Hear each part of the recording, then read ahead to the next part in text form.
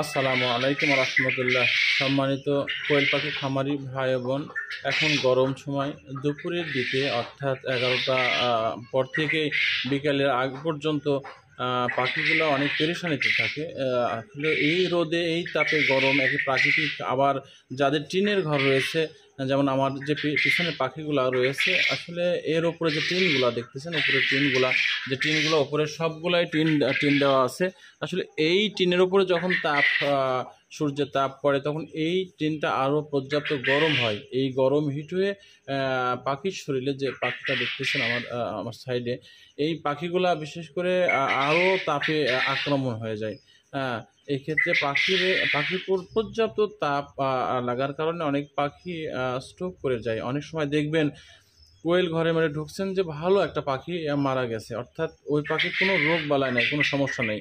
তো আসলে যখন পর্যাপ্ত গরম পড়ে এই গরমের সময়, তখন পাখিকে যদি সঠিকভাবে ডাক্তারের পরামর্শ নিয়ে এই রোদ্রে এই গরমে কোন মেডিসিনটা দিলে পাখির শরীরটা স্বাভাবিক থাকবে, তাপমাত্রা স্বাভাবিক থাকবে, তার কন্ট্রোল থাকবে, এগুলো যদি না করানো যায় তাহলে বিশেষ করে পাখির কিডনির ওপরে এই গরমে পর্যাপ্ত প্রভাব ফেলে এবং কিডনি আস্তে আস্তে ড্যামেজ হয়ে যায়।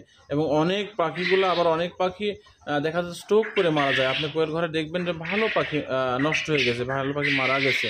তো এইটা আসলে এই পর্যাপ্ত রোদের কারণে হয়, যার জন্য ডাক্তারের পরামর্শ নিয়ে আপনাকে অবশ্যই বিশেষ করে পাখির প্রতি খেয়াল নজর রাখতে হবে এই গরমের ভিতরে।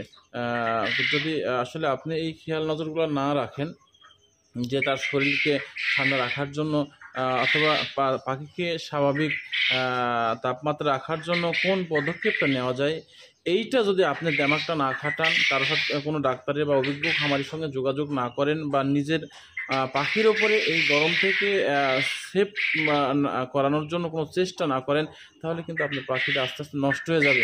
যদিও তখন স্ট্রোক না করে, পরবর্তীতে তার কিডনি, লিভারের, এগুলো নানান সমস্যা হয়ে যাবে। বিধায় আপনি ডাক্তারের পরামর্শ নিয়ে আপনার পাখিকে এই গরমের মধ্যে ভিটামিন সি, গ্লুকোজ, এরকম জাতীয় যে সকল মেডিসিনগুলো আছে আপনি দেন। আমার যে পাখিগুলো আমার সাইডে দেখতেছেন, এই পাখিগুলোকে কিন্তু আমি আজ থেকে শুরু করলাম ভিটামিন সি। সপ্তাহে আমি প্রয়োজন হলে 5 দিন সেবন করাবো, সপ্তাহে আমি 5 দিন প্রয়োজন হলে সেবন করাবো, যাতে তা আমার চেষ্টা থাকতে হবে পাখিকে স্বাভাবিক রাখার জন্য, পাখির শরীরটা ভালো রাখার জন্য। আমার যে পাখিটা সাইডে দেখতেছেন, আলহামদুলিল্লাহ পাখি ভালো আছে, কোনো সমস্যা নেই। তারপর যেহেতু আমার ওপরে টিন দেখতে পাচ্ছেন, ওপরে টিন রয়েছে, এই টিনে কিন্তু টিনের নিচেই কোয়েল পাখিগুলো, এতে কিন্তু আসলে পাখির সমস্যাটা হওয়াটাই স্বাভাবিক। ঠিক আছে, আমি আশা রাখবো সকল খামারিকে বলবো এই গরমের মধ্যে আপনি আপনার পাখির জন্য গার্জিয়ান, তাদের দিকে আপনি খেয়াল নজর রাখেন। আসসালামু আলাইকুম রহমতুল্লাহ।